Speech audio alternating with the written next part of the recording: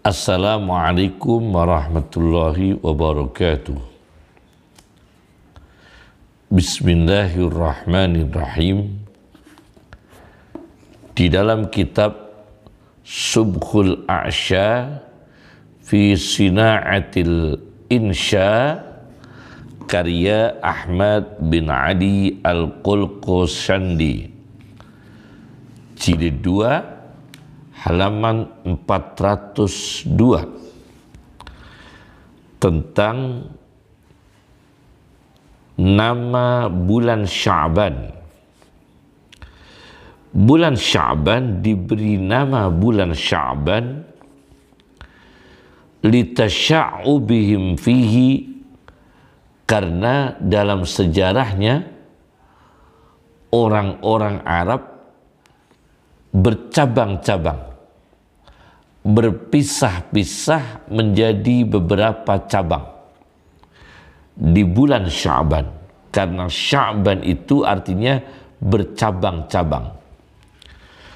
Kenapa terjadi pecah bercabang-cabang? Likasratil gharat akibat Rajab, karena banyaknya serangan-serangan peperangan setelah beriring-iringan dengan bulan Rajab. Jadi setelah bulan Rajab, di situ banyak terjadi serangan-serangan perang, maka bangsa Arab dalam sejarahnya di bulan itu berpisah-pisah menjadi bercabang-cabang. Maka bulan itu disebut Sya'ban. Ini spesifik bulan Sya'ban, tinjuan linguistik, tinjuan bahasa. Ini yang nomor satu. Kenapa disebut bulan Sya'ban? Kemudian tinjuan bulan Sya'ban dalam pandangan syariat. Saya baca dalam kitab Ghunyatut Talibin karya Syekh Abdul Qadir Al-Jilani di jilid 2 halaman 268. Di sini ditemukan satu hadis Nabi sallallahu alaihi wasallam, "Innama summiya Sya'ban li'annahu yansha'ibu fihi li Ramadana khairun kasir." Kenapa diberi nama Sya'ban bercabang? Sesungguhnya diberi nama bulan Sya'ban itu, kata Rasulullah SAW, karena di bulan itu bercabang-cabang berbagai momen-momen amal baik yang jumlahnya beragam, khairun kesir, kebaikan yang banyak, li Ramadana, sebagai tarhib menyambut kedatangan bulan Ramadan. Banyaknya cabang-cabang amal soleh dilakukan manusia muslim, maka disitulah bulan Sya'ban bercabang-cabang kebaikan menyongsong bulan Ramadan. Yang kedua, spesifik bulan Sya'ban, yaitu bulan dilaporkan diangkatnya amal manusia kepada Allah Subhanahu wa ta'ala secara formalitas, yakni secara hakikat, meskipun tidak dilaporkan kepada Allah, tentu dan pasti Allah sudah mengetahui seluruh perbuatan amal manusia. Spesifik yang kedua, tentang terangkatnya amal di bulan Sya'ban. Saya baca di dalam kitab Sunan An-Nasa'i dengan syarahnya bernama Dakhiratul Uqba fi Syarhil Mujtaba, karya Muhammad bin Ali bin Adam, ulama Ethiopia, di juz 21 halaman 266 268. Di sini dijelaskan Rasulullah Shallallahu Alaihi Wasallam menjelaskan tentang bulan Sya'ban.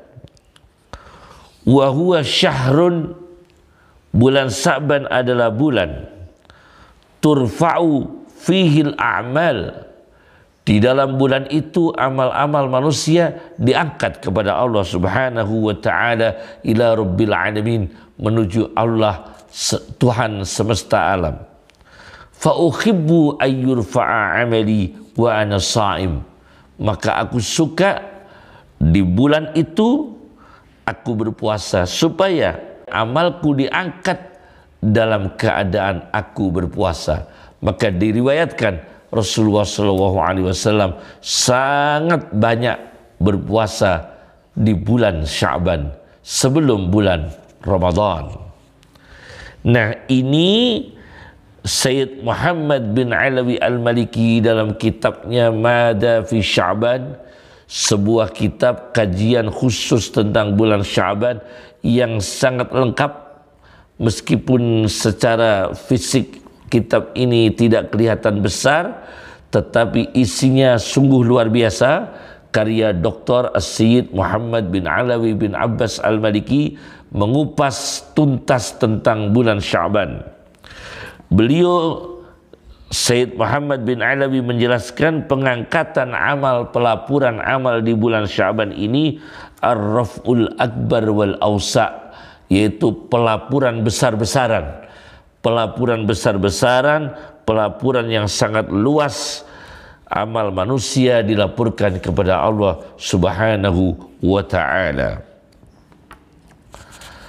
Kemudian Syekh Muhammad bin Ali bin Adam mengatakan, summa tu'radu alaihi a'malus sanati fi Sya'ban, yaitu laporan amal setahun sekali.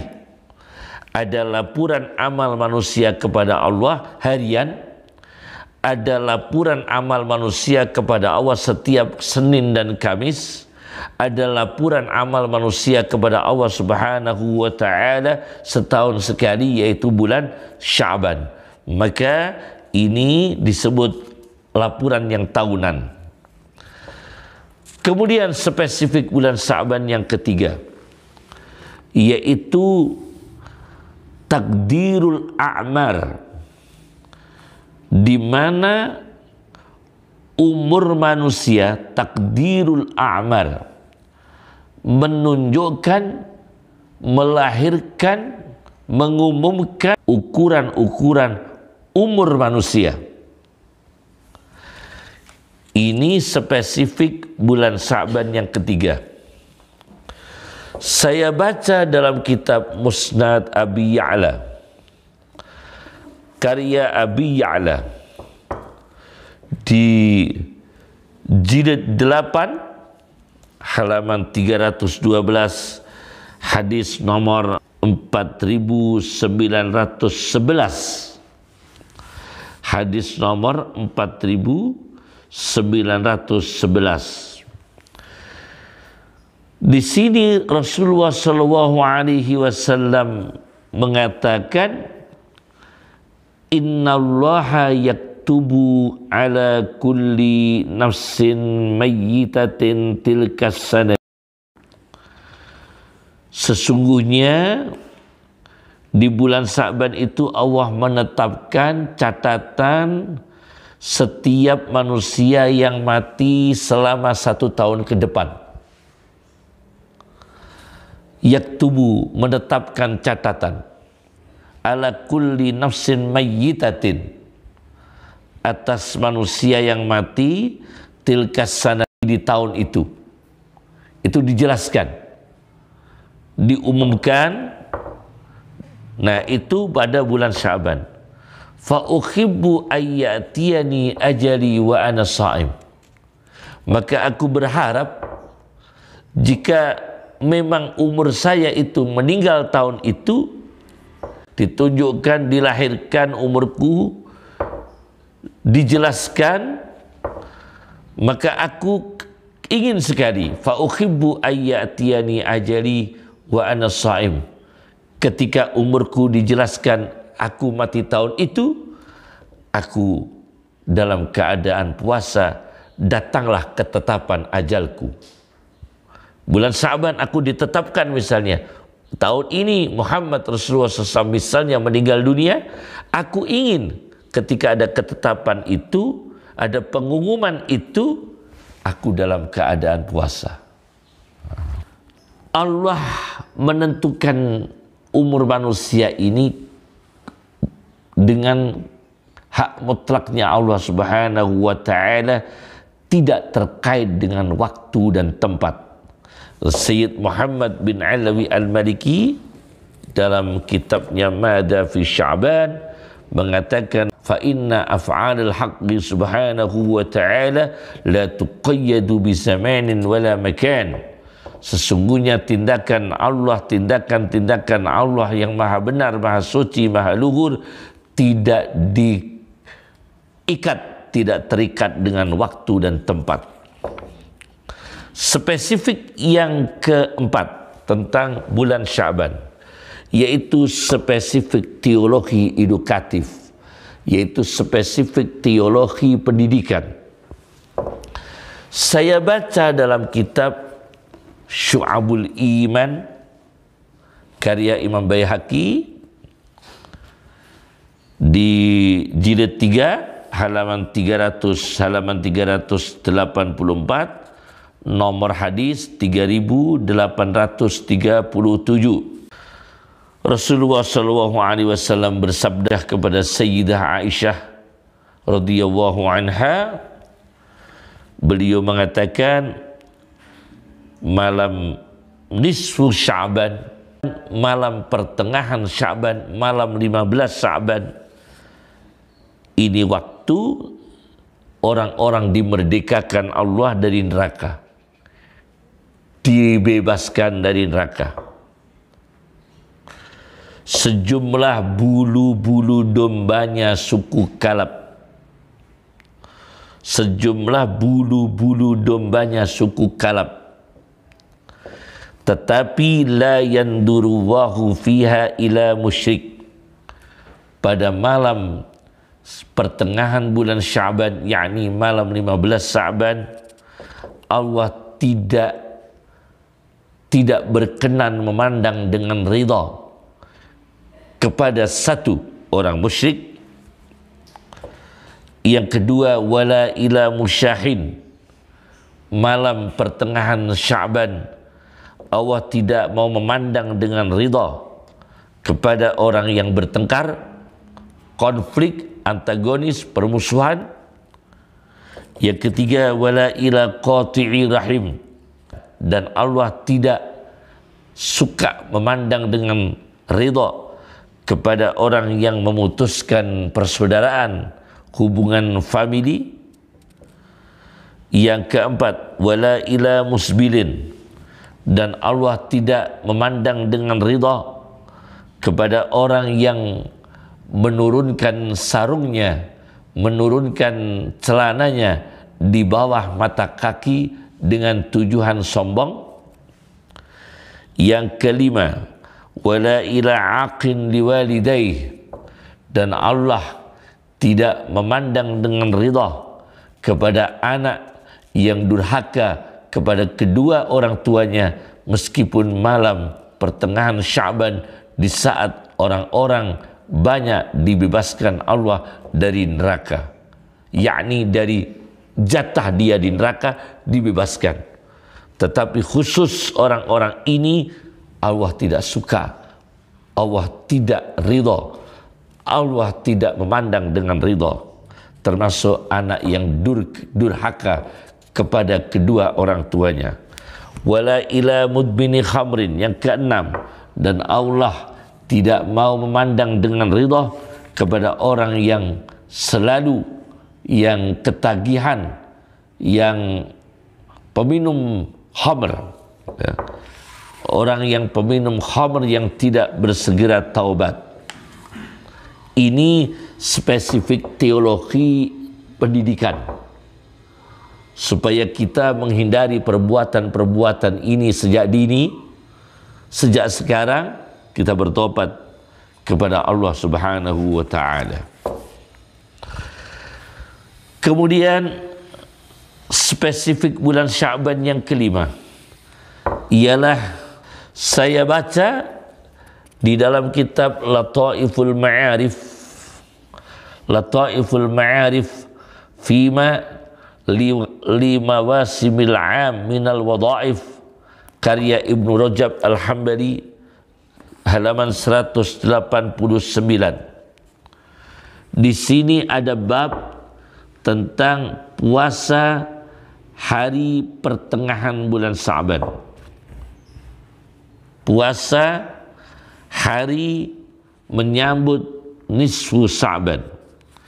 Di sini dijelaskan ada hadis Nabi sallallahu alaihi wasallam mengutip dari Sunan Ibnu Majah, meskipun sanadnya dhaif tapi bisa diamalkan, dari Rasulullah sallallahu alaihi wasallam, idza kana lailatu nisfi Sya'ban, apabila ada terjadi malam pertengahan bulan Sya'ban, faqumul lailaha, maka malam nisfu Sya'ban itu, malam 15 Sya'ban, berdirilah dengan ibadah.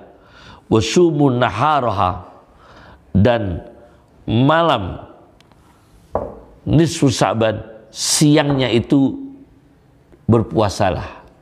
Wasumu naharaha. Kemudian ritual malam nisfu Sya'ban, ritual Lailah nisfi Sya'ban, saya baca dalam kitab yang sama, yaitu kitab Lataiful Ma'arif fima limawasimil 'am minal wadha'if karya Hafidul Hadis. Ini orang adalah tokoh hadis, penghafal hadis, Ibnu Rajab Al-Hambali, halaman 190.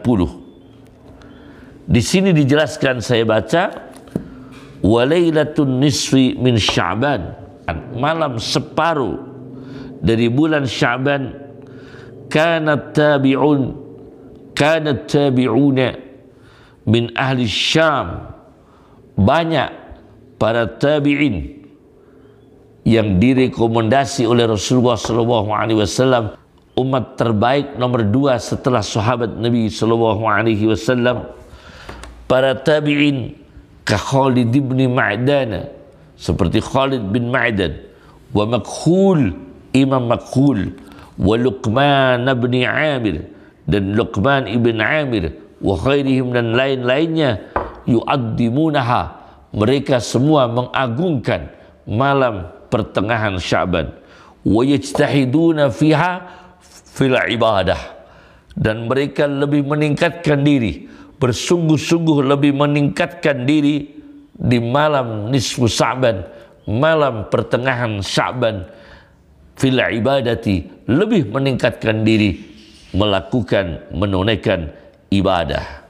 Wa anhum, dan dari merekalah, dari tokoh-tokoh inilah, para tabi'in, Khalid bin Ma'dan, Imam Makhul, Luqman bin Amir, dan lain-lainnya, akhadun nasu fadlaha, orang-orang mengambil tentang keutamaan malam nisfu Sya'ban, wa ta'zimaha, dan mengagungkan malam nisfi Sya'ban.